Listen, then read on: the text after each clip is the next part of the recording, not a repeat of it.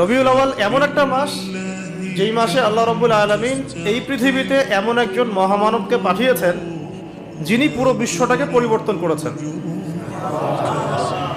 এবং যিনি এমন একজন ব্যক্তিত্ব যার অনুসরণ করা ছাড়া আমরাও জান্নাতে যেতে পারবো না। যিনি এমন একজন ব্যক্তিত্ব